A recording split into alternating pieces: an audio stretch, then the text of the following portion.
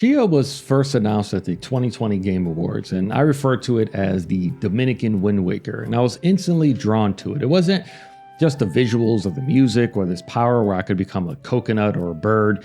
It was because it reminded me of my own Dominican culture and the island where I spent some of my childhood, and it's one of the few trailers that I can recently remember where everything comes together to convey to me exactly the type of experience this team was building. So I entered this playthrough with a lot of anticipation, and I can honestly say it's one of the most amazing experiences I've had with a video game this year. Now, the story is simple enough on its surface. You play as Tchia, who sets off on an adventure to rescue her kidnapped father. You quickly discover you have a special ability called soul jumping. It allows you to embody almost any object, from animals you come across, from birds to bottles, bikes, fish, and even centipedes. It's a great mechanic that works really well in practice and unlocks really fun ways to move across the islands by soul throwing a rock and then soul jumping into it to launch yourself across an area.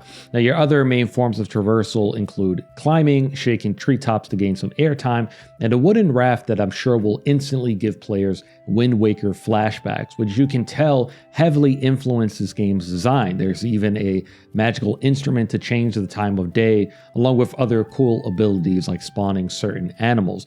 Now, this game is an adventure at heart, so don't expect to see much combat. And while I think the lack of engagements made for an overall better experience, as I understood and agreed with the decision to really focus and hone in on the story and world, the combat system as is was one of the low points for this game. You only encounter enemies in specific areas marked on your map, and it's always these monsters created out of fabric, so fire is their only weakness. The first few scenarios are a blast as you soul jump into gas cans and lamps in order to launch them at enemies and burn them to ashes. But that's the beginning and end of the combat system. They don't evolve past a stationary fabric turret for a total of 2 enemy types in the entire game. It also leads to frustrating scenarios down the line when you enter larger areas filled with them, and your only way to defeat them is fire, so you spend a lot of time running around trying to find an object to soul jump to and then make the trip back to the enemy in order to defeat them. Not only was it not fun, but it also felt like a major missed opportunity to introduce different enemy types, like maybe fire monsters that could be extinguished with sand or water, for example.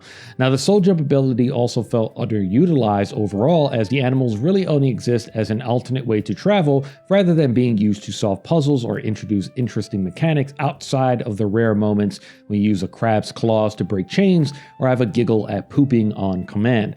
Now, the story can be completed in around 6 to 8 hours, and it was surprisingly a lot darker than I figured the game would be given its visuals. All sequences are cartoony by nature, but may be disturbing to kids, so the game has a family-friendly slider if you want to keep it a bit more PG. I didn't notice it was rated T for teen until after I played it, but honestly, I'm all for it. I loved that it was a mature story, and so there were real stakes at risk here. It was a pleasant surprise. Now, this game is a collector's dream. You can go diving for pearls, find fruit to increase your stamina, participate in races, and find diving spots. They unlock a ton, and I mean a ton, of customization options for Tchia and your raft. There's a lot here that will make sure 100%ing this game takes well over 14 hours, but it also becomes the main game. Collecting is at the heart of everything, so if that sounds like a chore to you, I don't think you'll enjoy much of your time here. Now, one of my favorite side activities were these totem challenges that would award Tchia with a bigger soul jump bar so you can possess animals for longer. Each of them presented a unique scenario and brought in something that the core game was missing, a challenging variety. One room has you platforming as a ball, while another tasks you with reaching the end while stealthily avoiding a giant laser. Overall, while the soul jump mechanic was fun, the main gameplay loop was a little repetitive, but it's like finding a typo in the middle of an amazing novel. It shouldn't be enough to hold you back from honestly one of the most special experiences I've ever had with a video game. You see, Tchia is like a palate cleanser. It's a vacation away from the hustle and bustle of competitive shooters and the depressing drab visuals of your favorite horror shooter. It's a world that sparks joy, one which you want to navigate whether by air or sea, because it's a great place to relax and its visual language does a great job conveying it. The day-night cycle is spectacular and the setting sun bathes everything orange. and sailing around the night sky is breathtaking. But there's one thing that made this experience amazing, and that's authenticity. So this game was inspired by New Caledonia, which is the homeland of Awasep's co-founders Phil Crefo and Thierry Bourra. And you can tell that it informed all decisions made for this project. It's one of the only games I've ever played that's inspired by a real-world setting and chooses to transport me there rather than recreate its setting where I currently stand. See, most games don't invite you into a world, rather they bring the world to you and then make changes along the way to cater it to as many people as possible.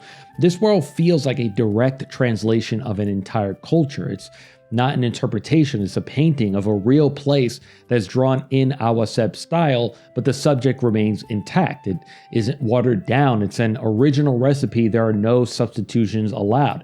And I think publisher Kepler Interactive deserves some credit because their last 3 releases have been Sifu, Scorn, and now Tchia. 3 projects that truly feel like definitive director's cuts, like a true developer's vision realized. This game felt like being invited into someone's home. They show you around, teach you about their culture and their way of life, serve you amazing food made from recipes passed down over multiple generations, and play you the music that is the heartbeat of that culture. And this soundtrack is one of the best I've ever heard. Its main themes especially, sung and performed by New Caledonia locals, and ethereal is the only way I can describe it. Now, music is one of the major ways Tchia communicates those island traditions, through soulful guitar solos to these amazing village parties played using authentic instruments over dances that are authentic to New Caledonia. And that's the thing that made this game so special. It's the fact that I know I don't need to Google and research native instruments to see if they match up with the game, because I know they do, and the team made sure to teach me those instruments before these rhythm sections. Now, one feature I liked was the ability to automate these sequences so you could just sit back and enjoy the moment.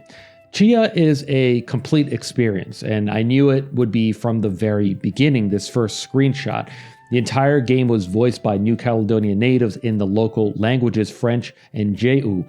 It's an imperative decision because if the game was voiced in English to appeal to a large population, it wouldn't have stayed true to that original vision of authenticity. And you truly feel Awasep's pride in sharing their culture through traditional clothing and local dishes such as bunya. There are also moments in the game where you first meet with a character and create what are called coutume, which is a traditional gesture of mutual respect and appreciation. It doesn't feel like you're just walking into a new world. You feel invited because it's being shared with you.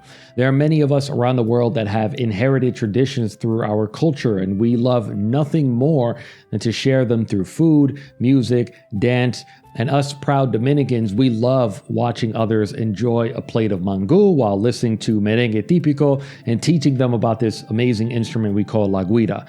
This game filled me with a feeling that is a bit hard for me to explain, but it's something I never felt while playing a game before, and it's that indescribable feeling we all get when reflecting on the impact our own cultures have had on our lives and the pride we feel when we mutually engage in those traditions with one another.